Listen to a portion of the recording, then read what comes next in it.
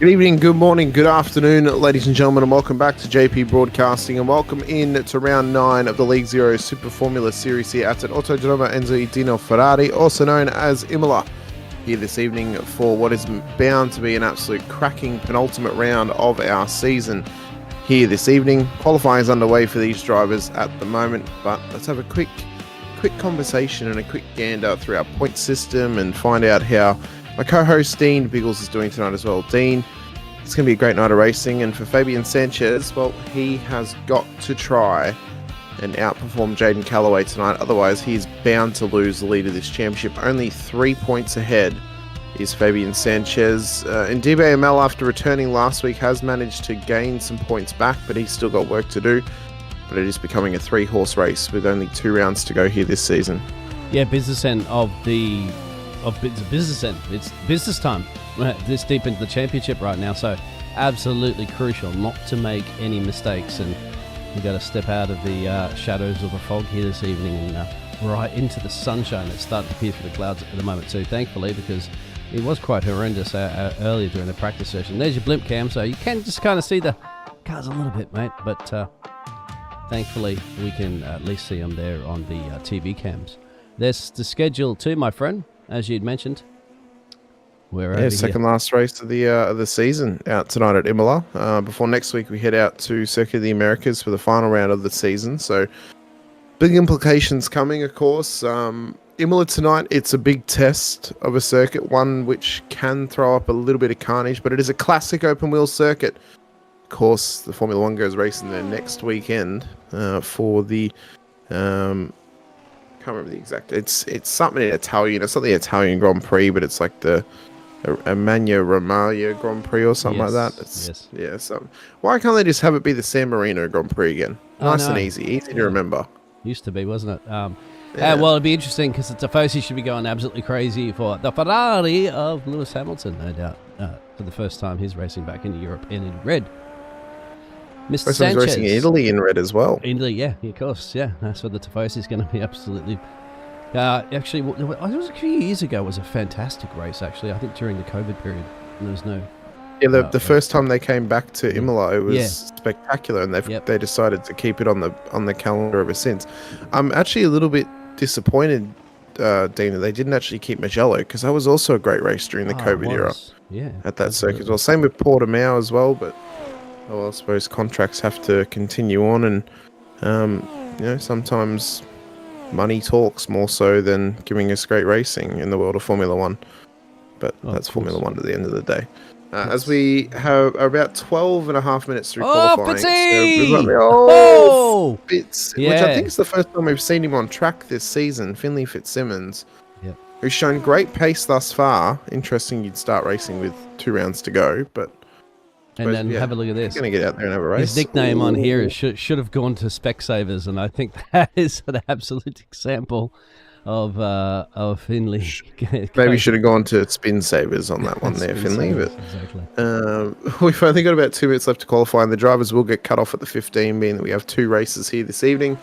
At the moment, Adam Merchant leads the way. Jaden Callaway. Matt Debean's back in the field. We know that he's got good pace.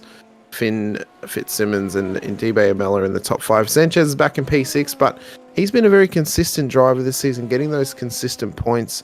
Could it pay off for him here tonight? Well, it's going to really come down to how well Callaway does in comparison. Now, Ndibe could make up crucial points once again, but he's going to need both those drivers to make mistakes, and he's pretty much going to need to try and get the race wins in both races to get a solid chunk of points in this championship battle. But, I mean, for Sanchez, realistically speaking, he is under pressure now from Callaway. Callaway probably doesn't have as much pressure on him as what he once did, being only 3 points behind, and based on Callaway's speed, you'd maybe argue or determine that he could very well take the lead of the championship after tonight, because he's got the most wins out of himself and Fabian this season. So, 1, 2, or here's the other, and it's more than likely going to be Jaden who could take it out. But lap 1, turn 2, technically, at the chicane, could very well lead to some carnage or some chaos or some controversy that will let us talk about it across the race. Callaway steals the fastest lap there too, as a 1:20, I believe it is. I know the timing tells us a bit all screwy at the moment. It should sort itself out by the time it gets to the grid. But just going back to that schedule, the standings really quickly as well too. With only one round to go after this one. Yeah, you got to look at one key element in this one, isn't it, Mr. Sanchez? Mr. Consistency, 13 top 5s and then 14 top 10s. So you pretty much get, if you're Callaway and Nutty, you've pretty much got to know that you've got to be consistent like that in order to at least have a chance of grabbing that championship trophy. What's interesting is Indibe actually has the best percentage of anyone out of the top 3 to finish inside of the top 10. He's done 12 races, finished in the top 10 11 times. The only time he hasn't was race 1 at Portland, when he was taken out lap 1. For Callaway, he's finished inside the 10 11 times out of 13 races. Sanchez finished in the top 10 14 times out of 16 races. So him and Callaway are pretty much on the mark together, but he has got a couple more top 5s, which has given him the lead of the championship. As we see the Ayrton Senna Memorial, of course, this is the home of where he unfortunately passed away in 1994, the day after Roland Ratzenberger. But our starting grid will be as follows. Jaden Callaway, Matt Devine will start on the front row. That Merchant and Finn Fitzsimmons on the second, with Fabian Sanchez, championship leader, making up the top 5. He'll start just alongside DB and Mel there in P6. Antonio Bianchi and AJ Brenner will start ahead of Shaji Zerha and Jack Mundy, for the top 10. Leo Del Mar, Ray Forti for the top 12. James Turnbull, Allard van der Hoeven for the top 14. Julian Midori, Austin Thomas with Larry Johnson and Gareth McAllister for your top 18. Xavier Serna, Arturo Miorga for the top 20. JJR Williams, Michael Fairchild, Jacob Brownlee, Jace Meyer and Felipe Sarkis for the 25 cars on the grid this evening. I don't think Felipe got a time in as well too, but we know that Felipe can be quite quick, and of course he'd be honouring the great man of Ayrton Senna. So I think it's 21 years ago this month, believe it or not, as well. Yep. Too. It was in April. Oh, it was in April. Yep. So we've just surpassed the 21-year marker. There you go. Well, let's see how it's going to pan out this evening. Crunch time in the championship. So this is where you cannot afford to make any mistakes if you're those drivers on the top of the championship standing. So if you didn't think that they were already nervous as it is, my friend, you're going to get even more nervous. They will, as the lights go up for them in the second Italian Grand Prix of the season. The San Marino Grand Prix as we're underway, with Callaway getting off the line well. So did Merchant. Devine really bogged it up as Sanchez has also gotten past him.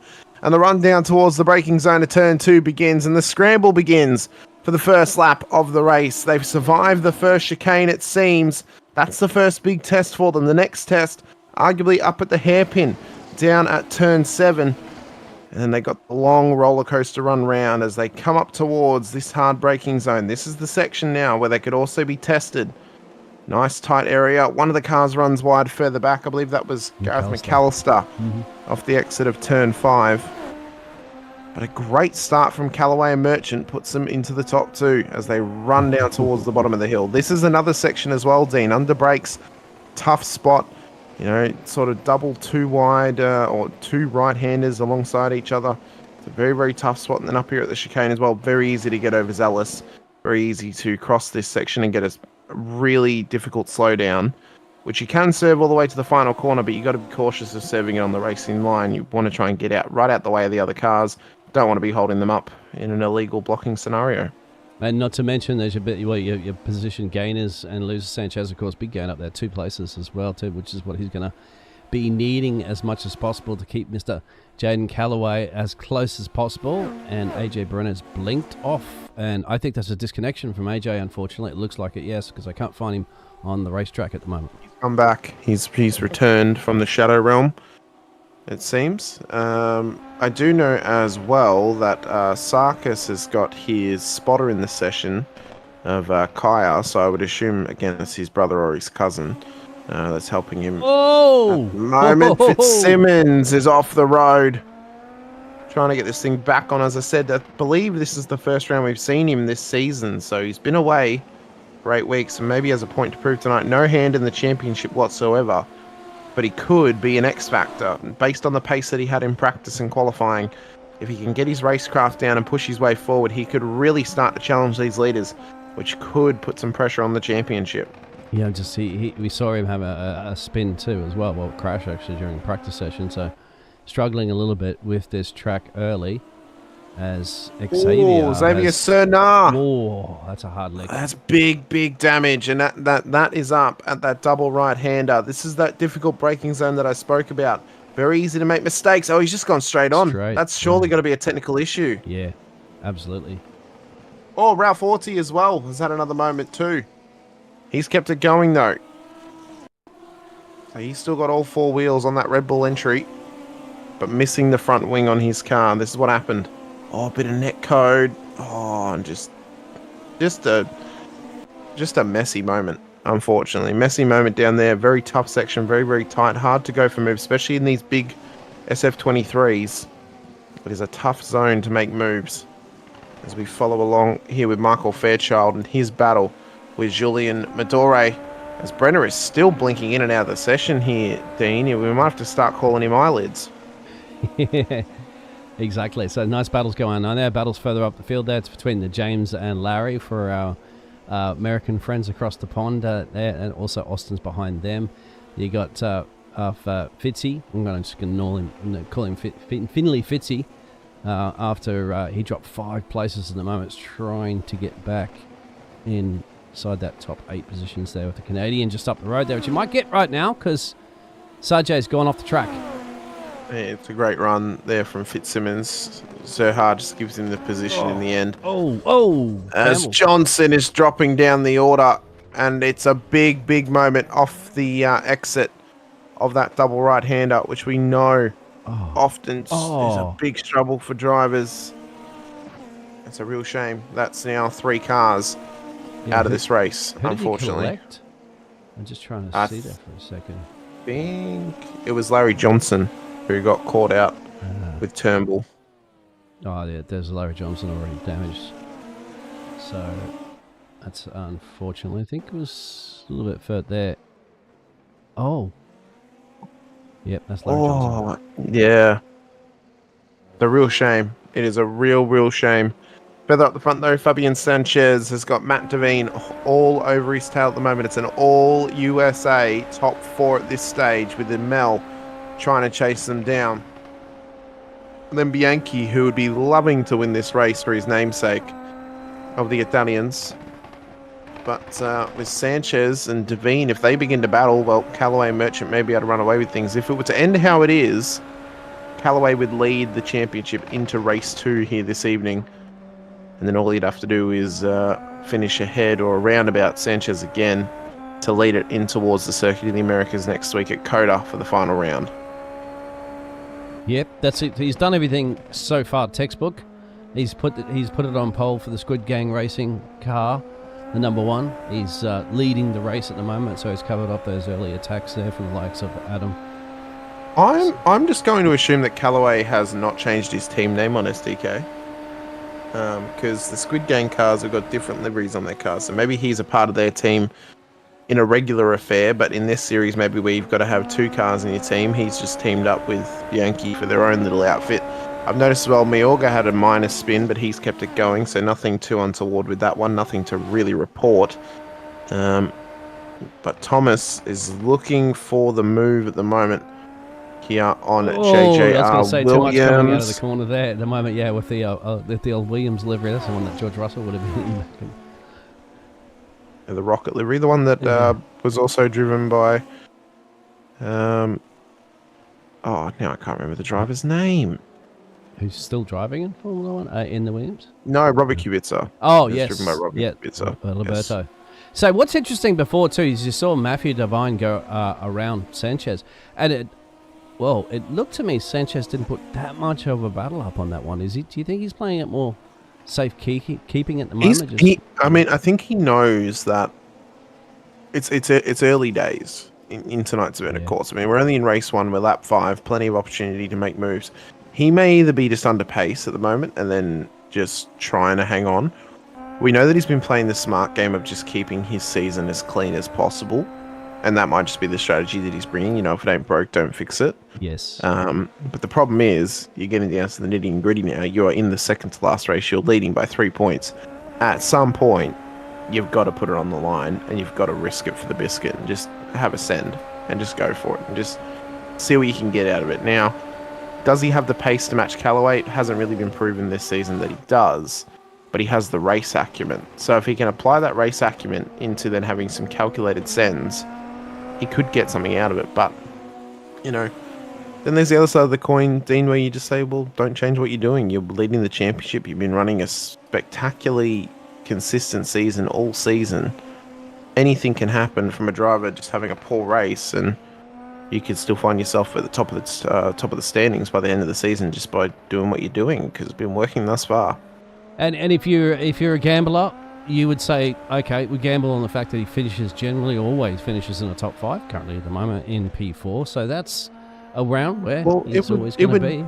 It would only take one finish outside the top 5 to really put the pressure back on Callaway. So if Callaway were to drop out of the top 5 and Sanchez were to stay there, as Zerhard's had a minor off track, then all of a sudden the pressure's put back on Callaway and he has to perform again. So anything could happen. How's this at the moment? He is under attack from Noddy. Amel's going to, once again, doesn't look like he's putting up too much of a fight on that one. So he's allowed the Ferrari livery through there. So that'll drop him back to P5. But once again, I think you are right about playing safe. Now, see if he uses any of that push to pass. He may also be playing it smart, knowing that there's a reverse top 5 for race 2. So he sits the provisional pole at the moment. So he wouldn't be too mad about where he sits at this stage, knowing that, Callaway leads, he would drop back to P5, although he would then be beside his teammate Bianchi for the race start. But, we spoke about how Callaway, I think mistakenly, still has Squid Game Racing on his SDK driver info. That then says to me, Dean, that outside of this series, he races with those guys as an actual teammate. So he's with one of his teammates, Adam Merchant. He's got his in-series teammate, Bianchi P6, and then I'm gonna assume his real-life teammate, AJ Brenner, as well, back in P6. So if he ends up back in P5, he's got 3 teammates around him who can help him fight his way forward and put the pressure on Sanchez. So it may not be all over just yet. This is going to be interesting. Well, let's see how this teammate game plays on. Will he allow Merchant to get through here at the moment? Because Matthew Devane just got the fastest lap, but he's 2 seconds down the road. Will this be because, if you're playing the team game here at the moment and he wants to help out Callaway to win the championship, Callaway needs maximum points, of course, and so why would you give up a P2 position here? I'll give you one better as well. Fabian Sanchez races for Black Squid Racing. These guys race for Squid Game Racing. They're all part of the same team, Dean. Oh, right. Sanchez is his teammate. They're all part of the same team. They've just renamed their team slightly different because they obviously have to have pairs of 2 for this series, whatever it is, right? So I'm just going to spitball here, and it's my first season around League 0, of course, and we're 9 rounds into this, and it's taken me 9 rounds to realize they're all probably just teammates and friends who are having fun on track. Yes. Actually, you might be right on that one. That's and I think the outsiders in this scenario is Matt Devine and Indibe Amel, and they're the ones who are actually having to go up against a bunch of friends. But then there's the question of, well, because they are friends, does Merchant and Callaway begin to race each other incredibly hard? Yeah. And then that causes them to crash. Look, he's got the overtake on. Yeah, he wants it. He wants the move. We had to lift off here at the moment. Yeah, he definitely wants to win this. If you're Callaway too, you've got to defend here, because you got to think it. Sanchez is in P5, so that's a good chunk of points that he's taking away from the championship leader here. Now, if he does have to give this position to Merchant, I mean, not just open the door and give it to him, but losing that position, that's a few more points that he does need. He would love to have that going into feature. The thought process as well is Merchant's not in this championship fight, and yes, you're giving up a spot to gain less on Sanchez, but you're not putting as much risk on yourself by just letting Merchant have it. Callaway doesn't need race wins. As good as they are, he doesn't need them. He just needs to beat Sanchez on track every week. And right now, he's doing that. So he can give up as many race wins as he wants. as long as he's around the top 2 or the top 3 and he's not giving up too many points to the winner and he's beating Sanchez, then he is still in championship winning form. Like, he's done enough where he can just do that now at this point. The championship is close enough that he can take those liberties in his races as we come around to start the final lap. And he doesn't need to battle for them so hard. Again, unless his pride dictates that he does need to. That's the thing, isn't it? Racing drivers pride comes before the fall, Dean. Pride. It's actually interesting to see Matthew's pace late in this race. I don't think he's going to get onto the back of it. It's one thing to catch, another thing to overtake.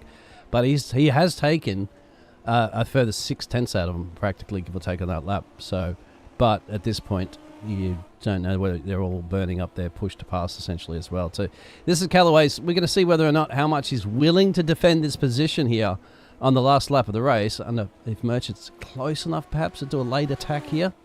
Once you get into Merchant's not going to risk he'll need the run at the double right. He'll need the run at the double right, and then if he can get the run down here and be close enough, he can then at least go for a move into the chicane, which he's probably not close enough this time. So now it's a reset. Try and get your run through the chicane and then try and set it up at the second to last corner. So if he can get a run out of here and get right on him, which it doesn't look like he can, I don't think he can get this done. That's it. Yeah, really. he can't quite get there. It's unless there's a mistake made from Callaway, you're too far away from going for a dive. It's just going to end in tears if you go for it. Ooh, so yeah, you'll have a very unhappy number one in the number one position if he gets taken out. Here we go. Callaway should get that. Bingo, job done.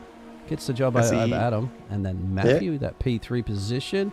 Noddy P4 and Sanchez, who you'd have to say had a relatively safe race. He's got a massive attack there from Bianchi too. Oh, he's only just survived. He's only just survived to Bianchi, so it's paid off for Sanchez. He has got P5, so that gives him provisional pole.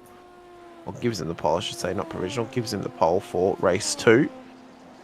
Then Bianchi, Brenner, Fitzsimmons, Del Mar, Zerha for your top 10. Williams, McAllister, Madore, Sarkis, Meyer, Fairchild, Van der Hoeven, Mayorga, Thomas, Orty for the top 20. And then James Turnbull, the last of the finishers in P21. Go back to the race restart here at the moment. Let's have a look at Sanchez's race start. Oh, yeah, somebody bogged it off the line, didn't they? Sanchez got a great launch. Look at that. He's already got 2 because of the little slow start for another driver. Devine dropped off the line, and then so did Fitzsimmons as well. So both those guys gave up spots off the race start, and the other drivers were just able to pick them off in the end. But it's a shame that Sanchez couldn't take advantage of this start and remain in P3 to at least not give up so many points to Callaway. But it wasn't Devine. Well, that's racing. Behind. That's what happens. Behind him. Yeah, that's Fitzsimmons in behind, who also had a horrid start. Yeah, just quickly going over this before the session progresses. So, which it has right now. There you go, Etten. Hello, give you a wave there to the boss. He's giving us a wave. What if you'd be impressed with the performance there of Callaway, Mr. Etten Center on that race? Surely he's impressed. Race results. From guarantee you, all the cars had good suspension on this day, so it was good to see. The provisional race results of race 1 are as follows: Jaden Callaway, Adam Merchant, Matt Devine. In DBML, Fabian Sanchez for your top 5. These guys will be reversed for the grid of race 2. Antonio Bianchi, AJ Brenner, Finley Fitzsimmons, Leo Delmar, Shaji Zerha for your top 10. JJR Williams, Gareth McAllister, Julian Madore, Felipe Sarkis, and Jace Meyer for your top 15. Allard van der Hoeven in P16, Arturo Mayorga, Ralph Orty, Michael Fairchild, James Turnbull for your top 20. And then our final finisher of the race, who was in P21 just below this pack, was Austin Thomas. Everyone else went on finishes in Larry Johnson, Jack Monday, Xavier Serna, and Jacob Brownlee. And I believe Serna has left the session, so I don't think he'll be participating in race 2 unless he rejoins. But a good race nonetheless in race number 1. And I'm excited for race 2 because we're only one race away from the final round of the season. So it's nitty and gritty stuff. It's, we've been here for 9 weeks together, and next week for the 10th week of round 10, we go racing for the final time for season 14 of the League Zero Formula Series. So it's been spectacular thus far, and a good season as well. You could cherry pick a lot of moments throughout the season, Dean. Probably the most famous of this season was Long Beach as a whole. I would want to be chili picking it with your Incas also, my friend, mate, because it's gonna get spicy. I'd say. I think especially this feature race too. It's going to be very interesting. Who's going to if you're going to see another Sanchez Coolhead, Mr. Iceman Sanchez? We're going to start calling you now. Just bringing it home there, or is he really start to turn up the wick there and bring it to the likes there of Noddy and Callaway? That'll be interesting in this reverse grid. Of course, they have to slice and dice their way through those top 10 drivers. And if we can find a driver that's out on track, and once again, I've said this before, haven't I? Get out there and practice your race starts, because once a little burn your clutch there or slip your clutch or something like that, didn't quite get it into gear in time there, you're going to drop a couple of places off the line. Give us a hot lap guide around Imola, my friend. Well, the one thing that I think is most important about this circuit, and no matter what car you're in, it is maximizing run through corners. That is your absolute bread and butter of Imola, pretty much. If you can maximize your run through these corners, understand the grip limit in these cars, and understand how fast you can actually attack these corners, that's where you'll find lap time. And yes, you will literally have to ride this car on the edge of grip, as we can see Amel is at the moment, just having to fix some of that steering. But this part here, this hard braking zone into the chicane, you've got to cop right, like jump the curbs just right over. And the big difficulty is of that corner is if you're following someone closely behind, which we saw happening in race 1, is you can very easily get sort of overlapped with them through that section, and you can end up actually then either getting neck code or making contact and turning them around. This little section here, it's a fast first part of the chicane, then the second part. You've got to try and keep it nice and tight. Don't want to run it wide into the sand trap as well. And see how tight Sarkis keeps it there right on the apex of the corner. It's going to allow you that if you're under attack in this race and someone is following you right behind or maybe trying to go for a switchback, you can block them mid-corner just by a little dab of the brakes, just to pull the car up and stop their run from coming down the inside of you. This is the scariest part for me, Dean. This corner here, that is the scariest part of the whole track. You come down the hill full pace, you're on the anchors, and you're hoping the car's going to pull up and make it round very easily, and many times before in a multitude of open wheelers. And you can see there just the difficulty, that corner, when you're trying to push. The thing just does not want to turn. So yeah, at the bottom of the hill for the double right, just getting the thing pulled up, and you're praying it pulls up. But the big factor is, and it's kind of harkens back to those Porsche doing Porsche things, in the open wheelers, the rear end just loves to slide through the double right, and you can eventually end up spun around the wrong way. So drivers will try and be cautious tonight. It is nice, cool conditions for them, 20 degrees air temp, 26 degree track temp, so we're not in any warm conditions on circuit, so they should have plenty of grip in these cars as they're all pulling up for the end of the warm-up session. I get why JJ has it's the Williams. Yeah, because his last name's Williams. Name. Yeah, I just got that. Yeah. See, I'm not. Yes, I noticed that at the start of the race, so don't worry, it's fine. So that's the warm-up session. Only a few drivers have elected to come out. Perhaps the rest of the drivers are sitting back in the pit road. They're going over with their engineer, their telemetry and stuff like that, and their plan and how they're going to crunch out the big one, the big feature race at the moment. And a very, very important race, once again, for those drivers that are up the top of the standings at the moment. And you'd have to say probably the three, right, have got a shot at this one, with Amel just hanging in there. Yeah, I think the fact that Amel gave up so many points to Callaway in that race might have hurt him, but he also gained points on Sanchez, so that was a good finish for him. The starting grid, though, for race 2 will be as follows. Sanchez will start pole alongside Amel on the front row. Devine, Merchant for your top 4. Callaway, Bianchi. The teammates will start alongside each other on the third row. Brenner, Fitzsimmons, Delmar, Zerha for your top 10. Williams, McAllister, Madore, Sarkis, Meyer, Van der Herven, Mayorg, Orty, Fairchild, Turnbull, Thomas, Johnson, Monday. At the back of the field, as the lights are up for the drivers, and they will prepare for the run forward down towards turn 2 in the braking zone, the first hard braking zone. It's a good start from the front runners, including Sanchez, who looks to hold the inside line. Devine wants to find a way round, as does Merchant, with Amel in there too. There's a bit of contact, and Merchant's lost the front wing through turn 2-3. So he's now going to be dropping back positions and may need to bring this thing into pit lane. It's a massive crash in the background. And a multiple cars are out. Fitzsimmons, Del Mar have been together. And Fitzsimmons has had to tow back to pit lane. That's night done for him as well as Del Mar too. The green flag is still flying though. No yellow flag just yet. That was a big incident off the exit of turn 3. And more importantly, at the moment, Sanchez in the lead of this race. Noddy in P2. Callaway is up 1 in P4. So that's how it's panned out. Big one. It's because the fog's set back in again.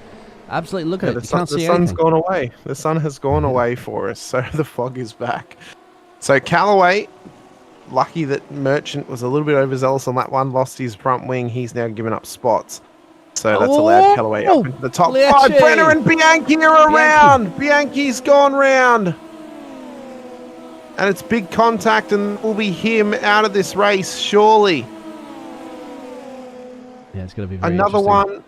And to quote Freddie Mercury, another one bites the dust on that one of Imola.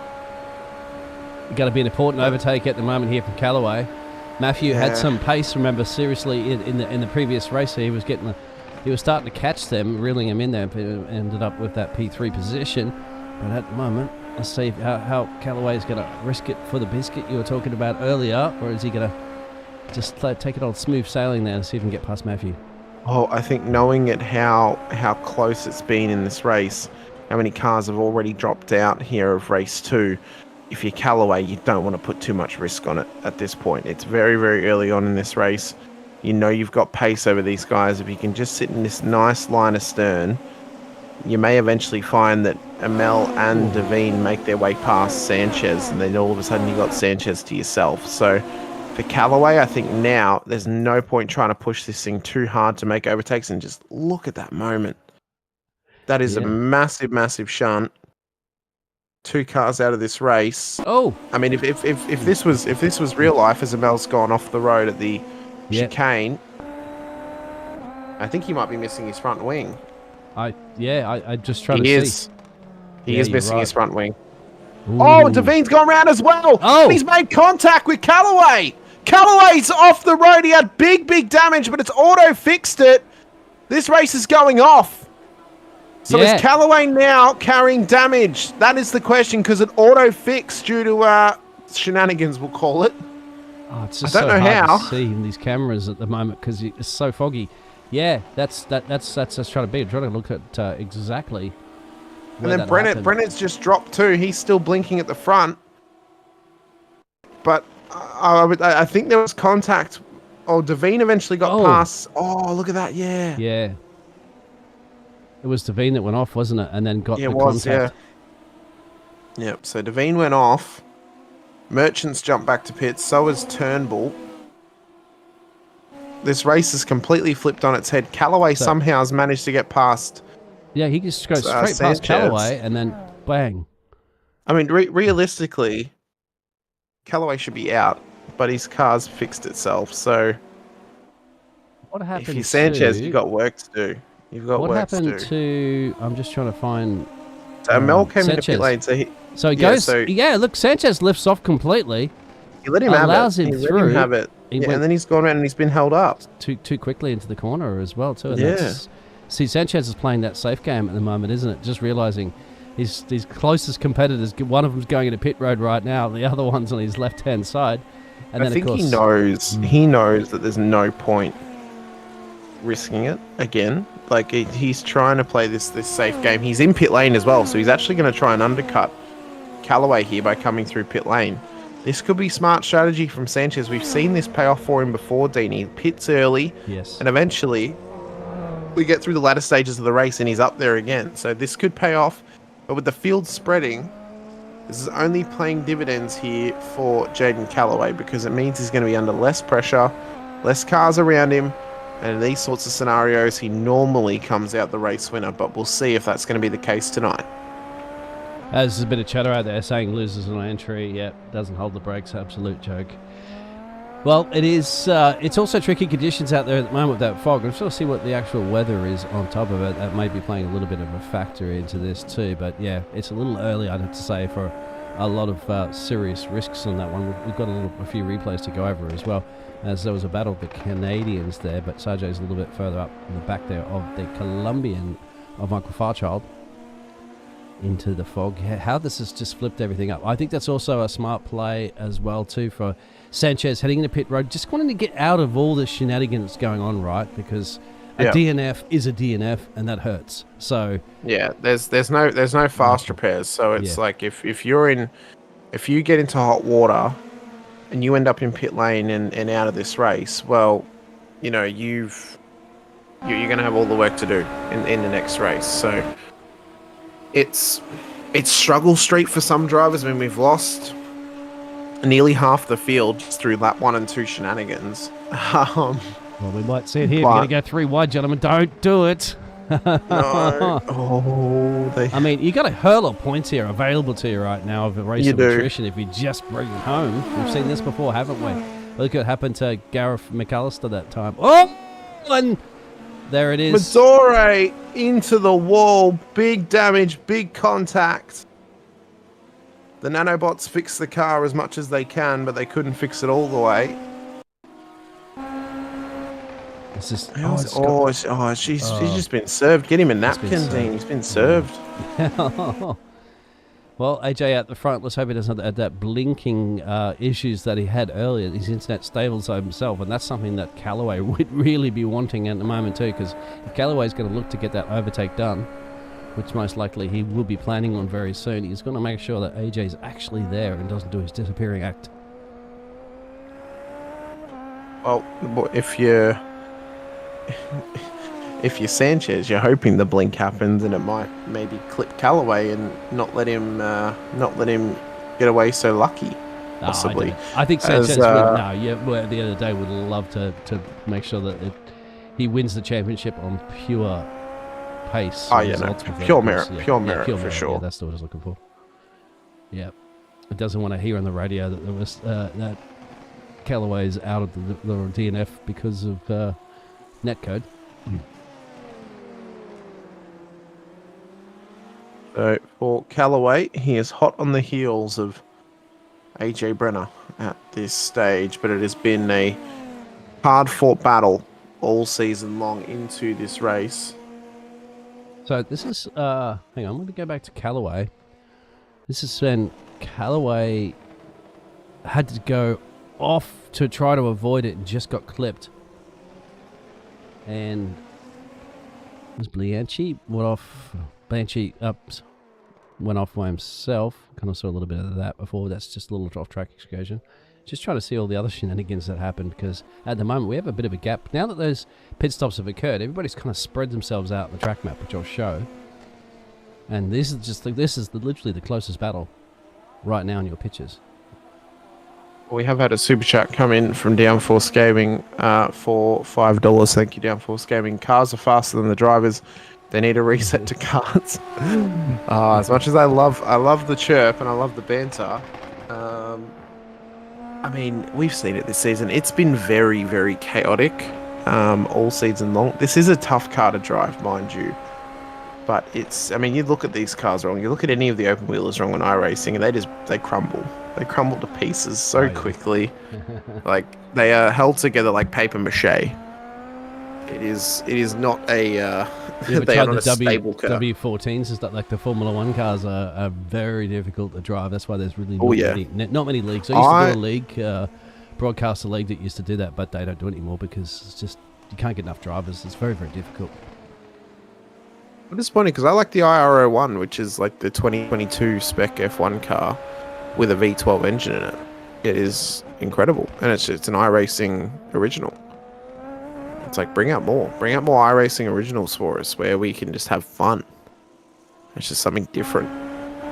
Oh no, they want to Formula 1, of course. They want to put all their money, and that's just an overtake there. Austin Thomas just lets him by at the moment. Well, he doesn't want to mess with the Tifosi when he leaves the track, does he? Because all the Italians will be waiting for this man if he can get himself into a podium.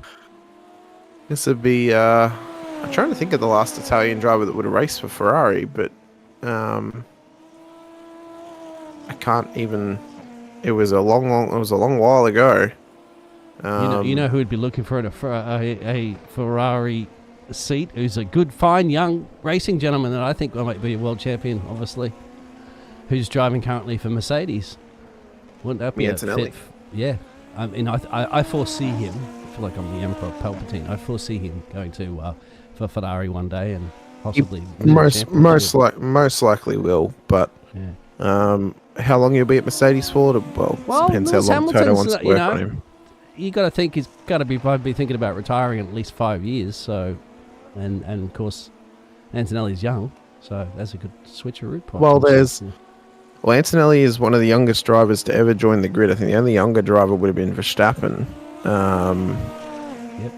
Although they might have actually been the same age. He's the youngest one on the podium. Yep. So it's hard to really look past him. He's got good pace. The only other driver I could maybe think of is maybe Arthur Leclerc, but he's he's getting older now as well. Yeah. So it's tougher and tougher for him to get a seat. He might be the next Nick De Vries, where he waits 10 years to get his seat, and then unfortunately he's past his prime opportunity of getting used to the car, and he just can't get up to pace. So, what do you think in the chat out there, Downforce? Thank you once again for that donation. Much appreciated. Yeah, any of your thoughts out there in the chat? If you'd be, because we're going to talk about Formula One, of course. We're at a historical Formula One track, and that's coming up next weekend, as you said. Yeah, next weekend. So it's good to talk about Formula One. Especially as this race goes on, and as Callaway and Brenner will continue their battle going forward. I mean, it's who else could possibly take the seats? One thing that I do like watching, and it's complete irony, but it's also, there is actually some good racing in it, is Formula One Academy on the F1 weekends. I don't know why. I just find it quite interesting to watch.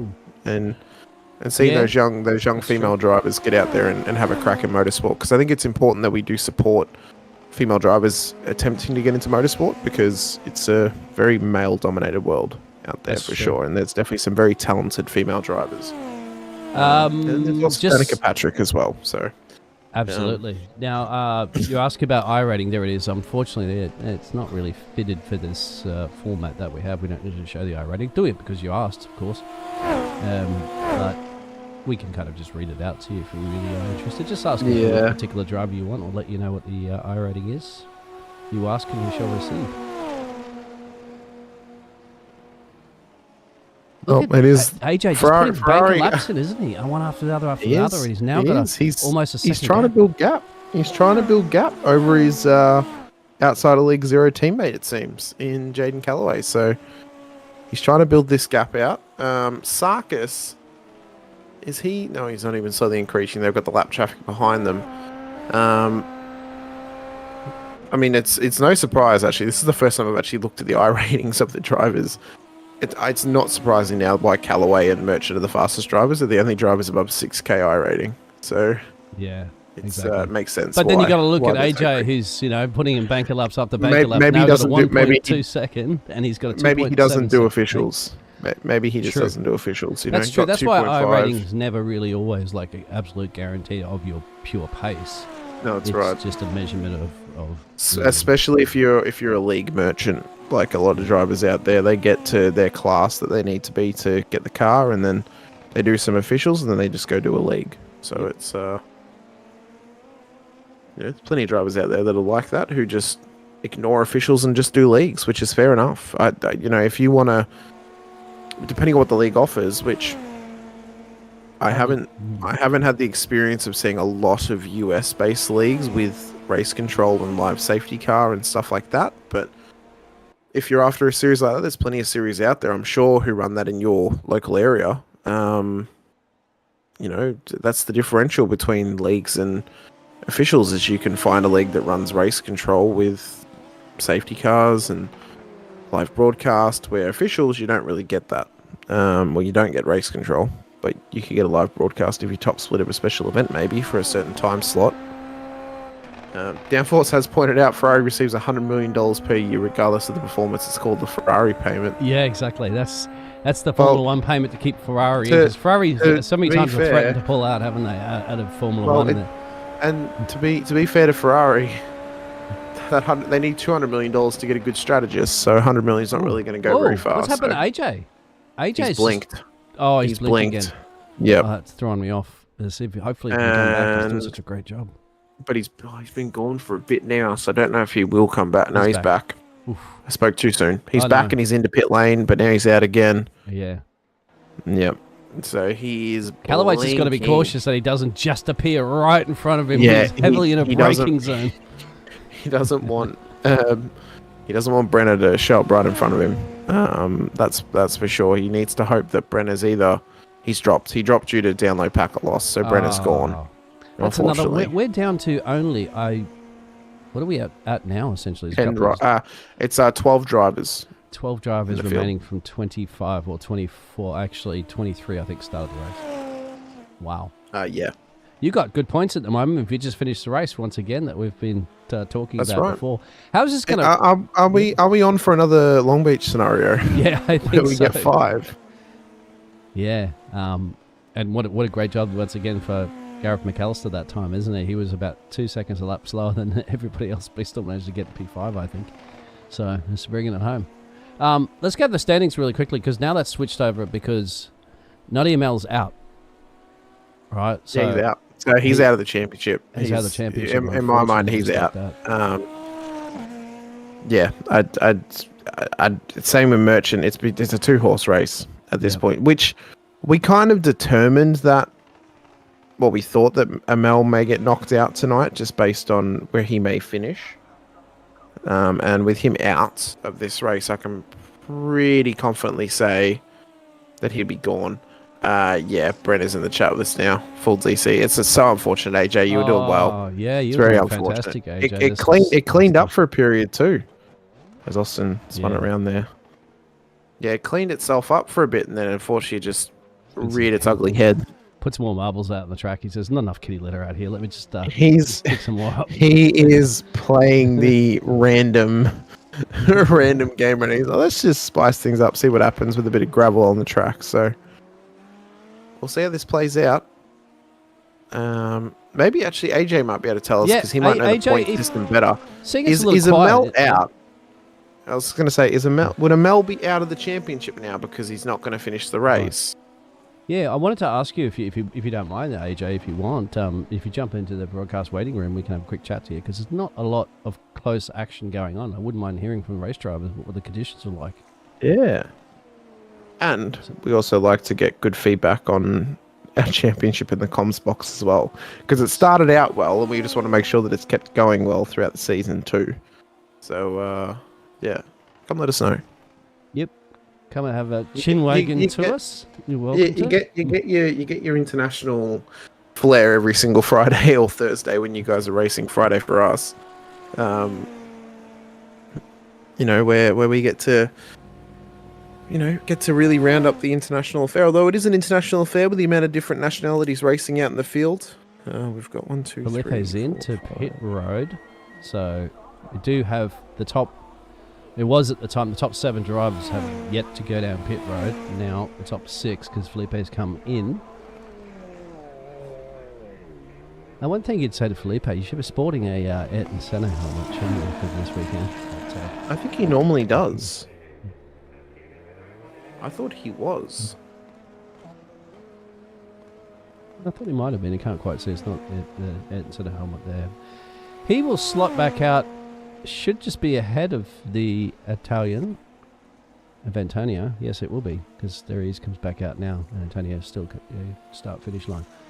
Asking why drive the Super Formula over the SFL? Well, I suppose the Super Formula has push to pass where the SFL doesn't. So that might be the reason why. It makes it a little bit more difficult. There's got a bit more pace in these cars too compared to the SFL. I don't know. That's the league's discretion.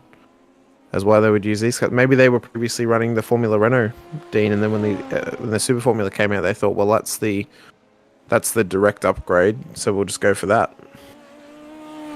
Very true. Fastest lap from Callaway. He's starting to put some bankers down now, maybe looking to go into pit road soon. Just going to keep an eye on this man, of course, Sanchez. So the gap to Sanchez is 1 minute, as you can see on the timing tower. So that's going to be interesting, isn't it? Because I'm seeing the overall pit lane time here, which is relatively short, of about 40 seconds. He's lost about 20 seconds. Over the last few laps, if we think about the fastest laps for both drivers, Sanchez's fastest lap is a 25.7, Callaway's is a 23.5. So if he's on average, let's say, giving up 1.5 seconds per lap, Yes. then, that's natural regression for Sanchez. So unfortunately, I just think he's not up to pace tonight. Well, we do have AJ as well, too. I'm going to grab you in. Hello, AJ. You're live on the air. You have a copy. Go ahead, sir. You do? Just getting your mic levels correct there. Yeah, it looks like this is the result of having a wireless connection instead of Ethernet. So I guess this is what I deserve. Started blinking, and that is the end of that one. Yeah, you're blinking a lot in race 1, so I'm pretty sure it might be a word. Does someone operate the microwave or something like that when your Wi-Fi come in? But go ahead, Hamish. I think you had a question. Well, I was going to say, well, AJ, since you're out of this race now, and we were kind of discussing it earlier in the race, and I'd like to confirm this for myself. Is Jaden Callaway, Antonio Bianchi, Sanchez, Sarkis, are they all actually just your teammates who are just running as pairs? So we all are on the same racing team, but split off into miniature teams within that. So we kind of split each season and just race against each other. So we're all in the same Discord, kind of fighting against each other. We all race with each other each week a lot. So is the group split in who they want to support between Sanchez and Callaway for this title race, or is it just get out there and have a rip? I don't think any of us want Jaden to win because he always wins, and it's quite annoying. So I think we're sick of that now, so we're hoping for someone else this year. I was going to say, surely you rejoin the session and just take one for the team and just sorry, Jaden, boys will be boys, and just clash him into turn 1 or something. Yeah, just close your eyes. Jesus takes the wheel and right into turn 1. Exactly. Oh, I'm sorry, my hands had to leave the wheel. I had to answer the phone. Sort of deal. I mean, it's a classic League 0 lap 1 either way. So yeah. I mean, we saw Adam lose his front wing and was out at the end of turn 1. So how hard could it be at Coda? Just send it through the S's and just pray that you hit him. Well, I have some on-track Coda experience, so hopefully that'll transfer over a little bit. But knowing me, I'll probably spin out going up in a turn 1 hill. Is that on a bike or in a car? On a bike. Okay. Well, I've seen motorcycle races or previous motorcycle races transfer well to iRacing eventually. That's a good. I have a good question for you actually, because one of the drivers in my team is a former motorcycle racer. He found when he went to iRacing, he was scared to race around people and get door to door because of his natural sort of weariness to be around cars on a bike. Did you find the same thing, or were you just ready to bang doors straight away? See, I was banging knees with guys racing and bikes, so it was more of a natural thing just to get as close as possible. So I guess I didn't experience that as much, but I was also a very aggressive motorcycle racer as well. So I guess we're just kind of mirrored across there. Very, very fair. I also crashed many times racing motorcycles. So I have that's pretty torn much labrum, broken guarantee, finger, 6 concussions. Oh. I've never known a motorbike motorbike racer that hasn't broken something at least once. Yeah, that's part of the sport. Yeah. And as y'all have probably seen the broadcast, I crashed just as much on the sim too. So, well, at least it doesn't cost you anything to crash on the sim, apart from maybe your pride. Just gonna have a look at your race start there. So you started back here, obviously, because of the reverse grid. But yeah, you managed to survive all those shenanigans at the start of the race, which has basically taken about half a field out currently at the moment. Yeah, had a good start, and Adam was on the inside with the broken wing, so I went around the outside there, and then just kind of stuck behind everyone and tried to stay with the pack for a while, and then whenever I forget who in front crashed, I kind of got pretty lucky there and went right through the middle and got up to P1. So a little disappointing to get the DC, but that is probably my own fault. When were you planning on going down to pit road? Do you have a certain pit strategy? Because we're still waiting for Callaway to head into pit road at the moment. There's only one left. Actually, it hasn't been down pit road yet. Yeah, we had a pretty good gap. It was about 8 seconds back to Felipe, so I was thinking more of just going long, just keeping control of the pace, and then I mean, most of the time these cars do pretty well going long. The undercut, certain track, if it's like high dag, it's pretty good, but for the most part, usually the front runners should go long. You can kind of switch it up and get a place or two in your midfield trying to undercut a little bit, but it just depends. The undercut's really not that strong on most tracks. Well, what's your prediction for Coda then? Who do you think Callaway's going to survive, or do you think there might be some team tactics in the background to say, yeah, let's let Fabian win this one? If Callaway makes it through turn 1, he will take the win by more than 4 seconds. Ooh. He is very, very fast on Coda. Oh well, there might have to be some under table, maybe dealings happening to try and make sure he doesn't make it past turn 1. We'll have to wait and see. Fingers crossed. That's right. Well, thanks for coming over chat to us, AJ. Bad luck that your internet's dropped you out of this race. Really appreciate it. It's one thing that we don't really get to do in this series is actually talk to the drivers because we don't do post-race interviews. But fair effort from you this season. Best of luck next week at Coda. We look forward to seeing how you go, and we'll see if the wheeling and dealing has worked and if Fabian's going to win, or otherwise Jaden may just run away with things. Well, sounds good, guys. Appreciate you having me. No worries. Thank you. Yeah, it's that nice was to be able AJ. to talk to one of the drivers. Yeah, if you just tuned in, that's AJ who was leading this race. Hey, Jaden Callaway is in, so the money stop, the final stop for the penultimate race this season, you would imagine. I don't imagine. But speaking of which, actually, before the Antonio went in again, so I'm not sure if he had to serve a drive-through penalty for speeding, but he's the only driver that's been in there twice. Well, he's taken a stop, so. Yeah. He wouldn't, if it was a drive-through, he wouldn't have the stop time. It would be null and void. So he's taken a genuine second stop. Callaway's going to come out of pit lane. He's going to lead by a fair while as Sarkis is only just coming into the final 2 corners. Yeah. Now. So Callaway's going to lead by a fair way at this stage. One thing we did miss, though, while we were actually talking to AJ was Jaden actually had a slight scare up at the last chicane. Arturo Mayorga had a spin, and then as he was kind of rejoining the track, through came Jaden through the chicane, and he kind of just had to pull it up and let Callaway go past. Otherwise, he may have pulled out right in front of him, and then all over Red Rover for the race leader, and he's been taken out by a backmarker. So, oh yeah, I've seen that before. Very, very lucky. Oh yeah. The scariest one I ever saw was when a driver just went off. Like it was actually down a straight too. They just went off, just to allow the quicker drivers to come through. In this case, the leader. And then he's moved off to the side, and then when he's hit the loud pedal, the wheel must have just been on the grass and kicked it up and then gone into and taken out the race leader. Oh, surely that was tactical. I've never seen anything like that. Just a tactical crash. And the leader of the race was pretty cool, calm, collective about it after, which I was quite surprised. But he was like, "Oh, it happens. It wasn't intentional and stuff like that." But I've just never seen that before.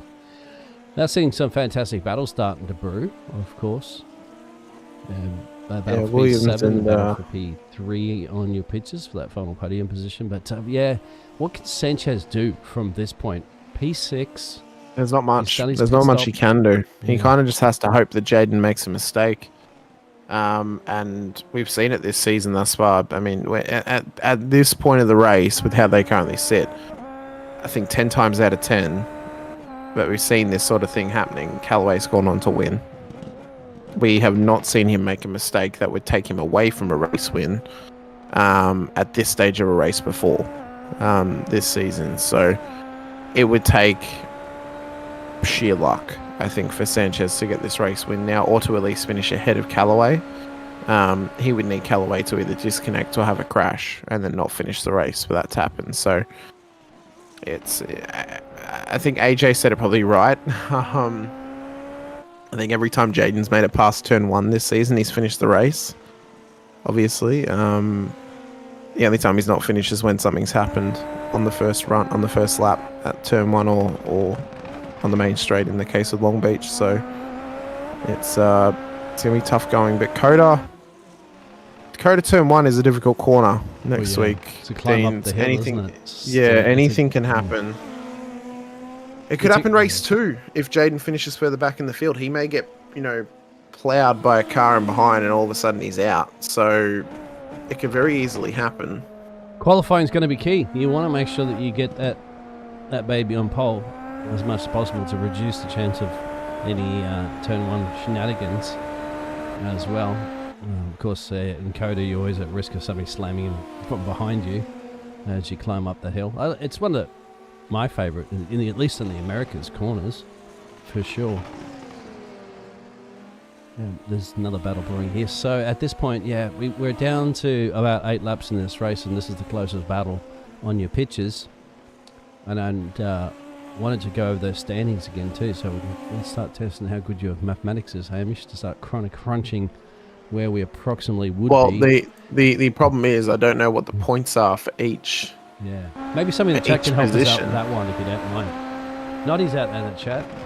He's commented about a silly race. It's been a bit of a topsy-turvy race, my friend. Yeah, Noddy maybe I'll let us know about the points, or somebody out there might want to help us out with crunching the point difference. Well, I do know that they have got drop rounds, so I do know that.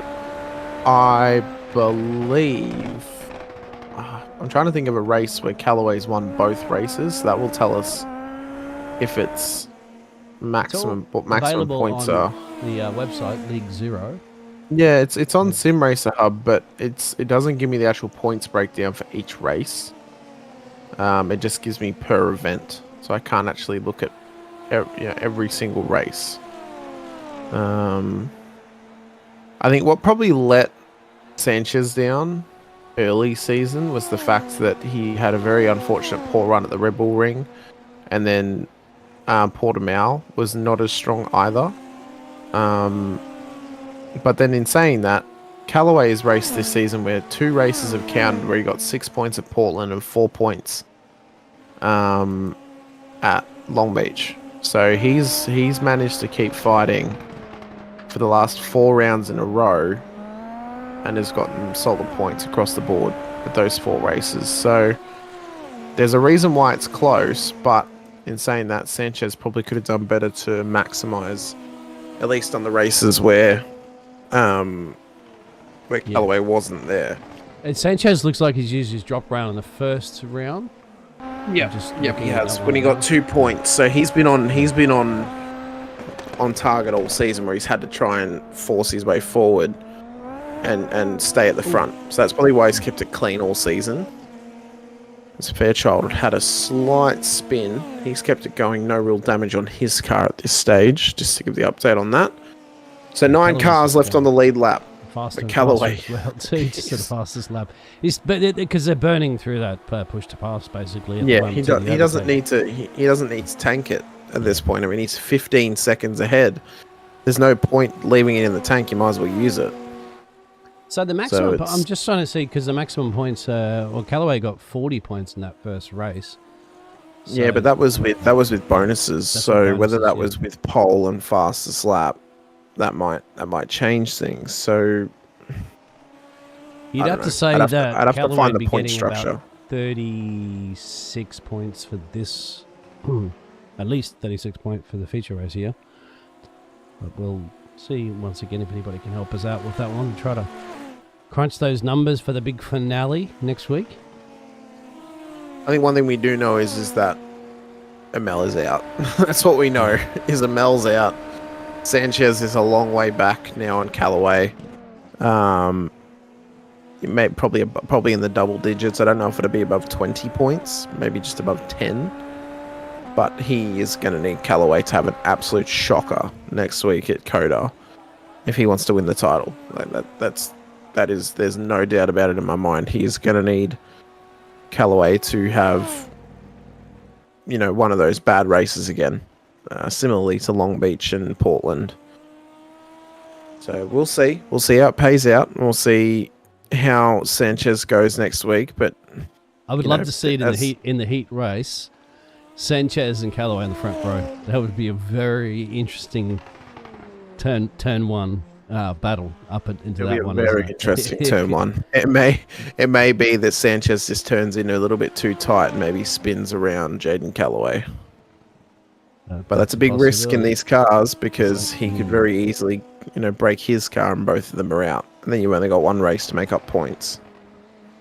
So, and at least luckily, if you got a heat race, and then you got the feature race after that to try to make amends on that. Yeah. But I mean, Sanchez right now after this race, he's got to jump out of get on a plane there and fly over to Texas there and start practicing as much as you can of that coda, because what he needs to do, he needs to put it on pole. I'd say that's like the first objective. It's the best possible place he could be, and there's a good chance once again Callaway might be lining up with him on the front row. So I think the problem for Sanchez is he hasn't. I don't think he's shown anything that proves he's had the pace of Callaway this season. He's just been the more consistent driver. He's had one race where he finished with less than 20 points. Just two race wins to his names on the top of the timesheets going into this race. But as you can see, that's the key win, the top fives, 13 of them. And that's why he's up there. It's because he's had those 13 top fives. Plus he had a couple extra starts too as well, as you can see in the 16. He's attended the race this season. So it's, there's a reason why that's happened, but it's... it's going to take more than just consistency, I think, at Coda. Coda's not really a track where you end up in the wall too often. I think the hardest corner, which he's going to have to get right every single time, is the S's. That's where I've seen the most crashes happen at Coda, is where drivers have clipped curb a little bit too hard and they end up in the wall on the right-hand side of track. So Sanchez, I think he's got his cleanliness and his racecraft down pretty much to a T. He just needs to find that lap pace now that he really struggles with trying to chase down Callaway. So he needs pace, realistically, to Sanchez, and he needs maybe different strategy calls, because I think pitting on lap 4 tonight probably did not help him. No. Because the tyres would be really, really worn at this point, and that really hurt him, giving up 20 seconds across that stint before Callaway came in. And you can see how it's paid off now. I mean, he's got 44 seconds of gap between him and Callaway, so it's a world away at this point for Sanchez, and the smart money would be on Jaden to win it next week. And with only 10 drivers remaining in this race, as you can see, it's the chances of any potential incidents out there that could affect Callaway's race is practically slim to none. So only problem right now is that Callaway just is his own worst enemy if he makes a mistake himself. But that's the only thing too, because he's pushing, going faster and faster each lap too. Sometimes that does scare me as a driver when I was engineering drivers too. Sometimes I'm like, there's no need now to continuously push it, because you've got this. You've got a 20-second gap. There is the flip side to that, of you get into your rhythm of doing these sorts of laps, and as soon as you break that rhythm, that's when you can actually make a mistake. So you start to lift and you start to go slower, but you can actually then make mistakes because you haven't practiced going slower. You've practiced driving on the limit all week. So you can often find when drivers decide to start lifting and taking it a bit easier, that they can then be actually more prone to incidents happening, or mistakes happening, I should say, more so when they're in this rhythm of just cutting lap after lap and they're counting down the laps and they're just trying to get to the end. So I think for Jaden, there's no point to him pushing at this point, but I can see the thought process of, well, there's no point in backing up either, because he's in a good rhythm and he's just cutting consistent laps. So I don't see any reason why he should lift at this point. I mean, he's not over pushing the car. He's not pushing it to the point where he's getting loose, where he's getting off tracks and stuff like that. He's running on the tarmac every single lap. He's not making mistakes. So there's no point in him lifting at this point.